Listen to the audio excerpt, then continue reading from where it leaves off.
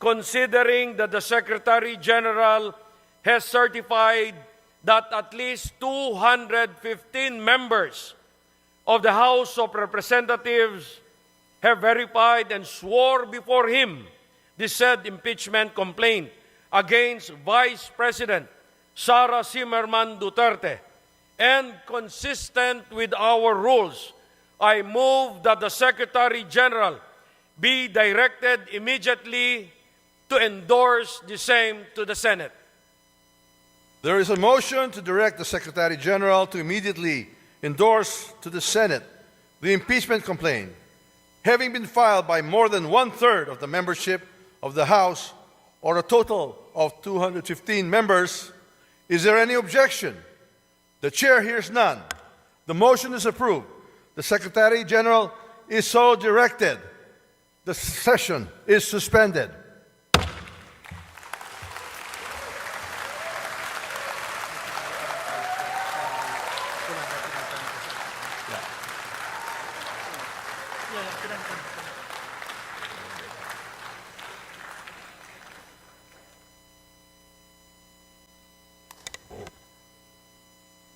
Session resumed.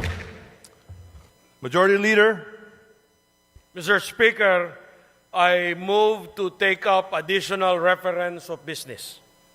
The Secretary General is directed to read the additional reference of business.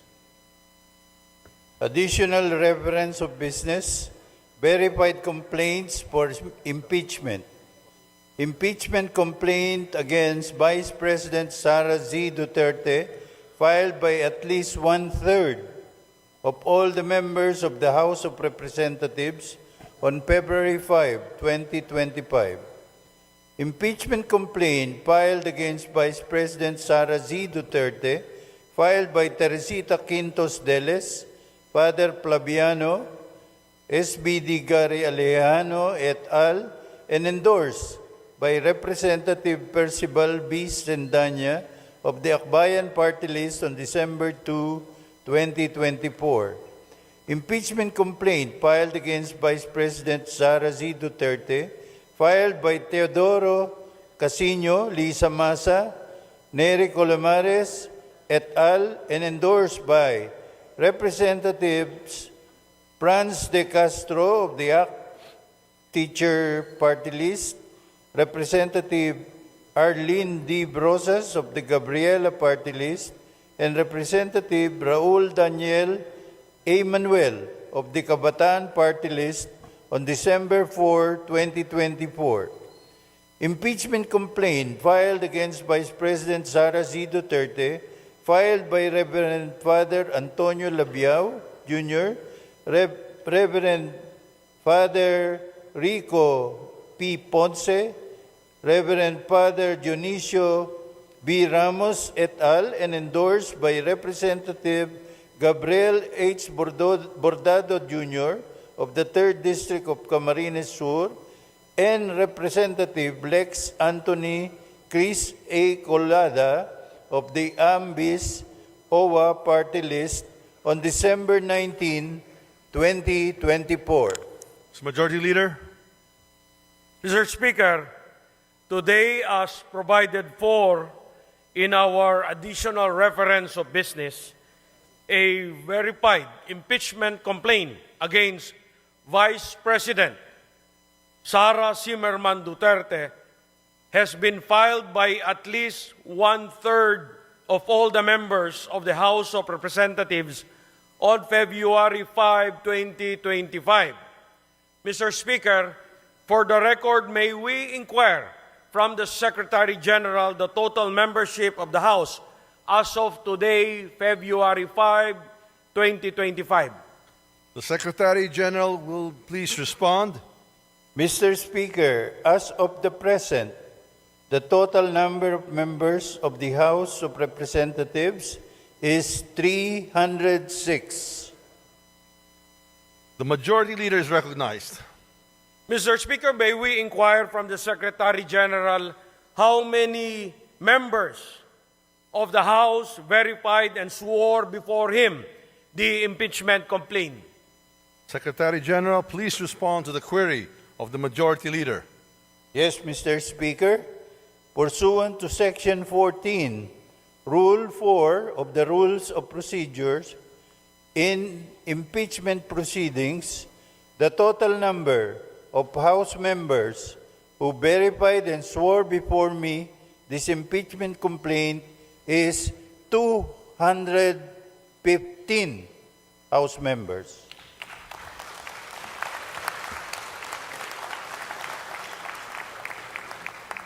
The Majority Leader is recognized.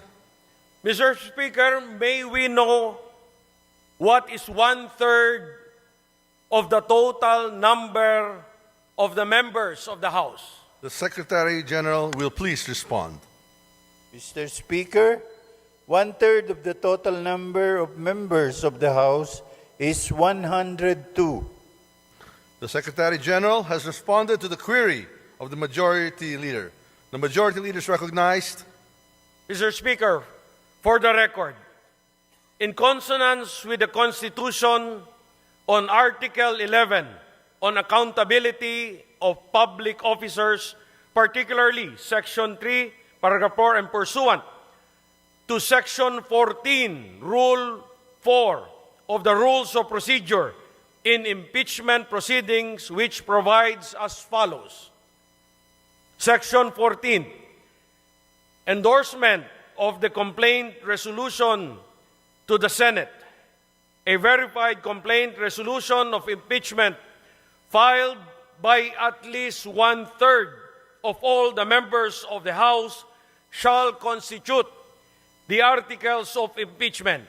And in this case, the verified complaint resolution shall be endorsed to the Senate in the same manner as an approved bill of the House. Considering that the Secretary General has certified that at least 215 members of the House of Representatives have verified and swore before him the said impeachment complaint against Vice President Sarah Duterte, and consistent with our rules, I move that the Secretary General be directed immediately to endorse the same to the Senate. There is a motion to direct the Secretary General to immediately endorse to the Senate the impeachment complaint, having been filed by more than 1/3 of the membership of the House, or a total of 215 members. Is there any objection?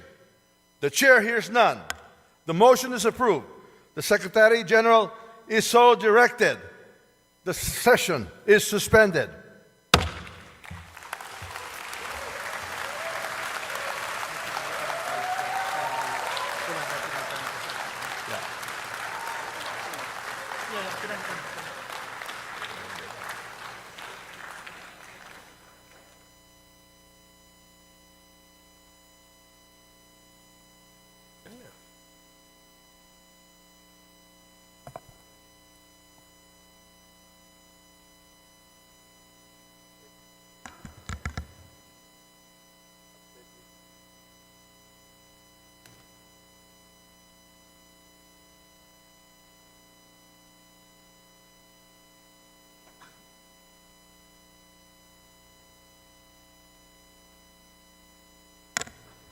The session is resumed. The Majority Leader is recognized. Mr. Speaker, in accordance with Section 16, Rule 6 of the Rules of Procedure in impeachment proceedings, I move to elect the following members of the House of Representatives as prosecutors in the trial on the impeachment complaint filed against Vice President Sarah Duterte. Representative Jervil Jinky Beatrix Luistro. Representative Romeo M. Acop. Representative Ramon Rodrigo Gutierrez. Representative Joel R. Chua. Representative Raul Angelo Gil Bongalon, Representative Loreto B. Acharon, Representative Marcelino C. Libanan, Representative Arnan C. Panaligan, Representative Isabel Maria Zamora, Representative Lawrence R. Defensor, and Representative Jonathan Keith T. Flores. I so move, Mr. Speaker. There is a motion to elect the aforementioned members as prosecutors in the trial of the impeachment complaint against Vice President Sarah Z. Duterte. Is there any objection? The chair hears none. The motion is approved.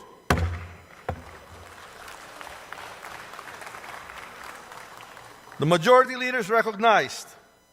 Mr. Speaker, in the additional reference of business earlier read by the Secretary General, there are 3 other impeachment complaints filed against Vice President Sara C. Duterte.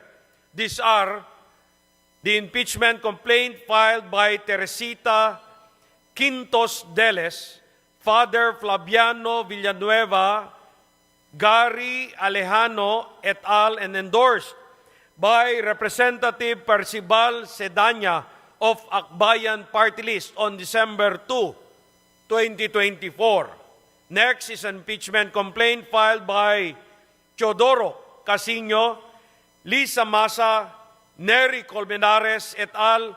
And endorsed by Representative Franz L. Castro of ACT Teachers Party List, Representative Arlene Brosas of Gabriela Party List, and Representative Raul Daniel Manuel of Kabataan Party List on December 4, 2024. And the last one, Mr. Speaker, the third one, impeachment complaint filed by Reverend Father Antonio Labiao Jr., Reverend Father Rico Ponce, Reverend Father Dionisio Ramos et al., and endorsed by Representative Gabriel Bordado Jr. of the 3rd District of Camarines Sur, and Representative Lex Anthony Chris Colada of Ambis OWA Party List on December 19, 2024. Pursuant to our rules of procedure in the impeachment proceedings, considering that the plenary has already transmitted to the Senate the impeachment complaint filed by 215 members on February 5, 2025, that is today, I move that the 3 other impeachment complaints filed on December 2, 2024, December 4, 2024, and December 19, 2024, be transmitted to the archives. I so move, Mr. Speaker. There is a motion to transmit to the archives the aforementioned 3 impeachment complaints filed last December 2, 4, and 19, 2024. Is there any objection? The chair hears none. The motion is approved. These impeachment complaints are transmitted to the archives.